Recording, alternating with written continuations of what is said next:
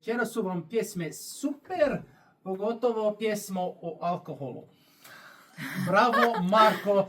Htjeli bi se zahvaliti Jeleni, Darko i Perici iz grupe 100 na sat, što su nas lijepo zabavljali za Novu godinu u Concord Social Club uz našu pravu hrvatsku muziku. Bravo i Bog i Hrvati!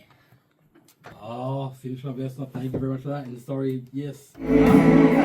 Evo si Perici kad si pričali.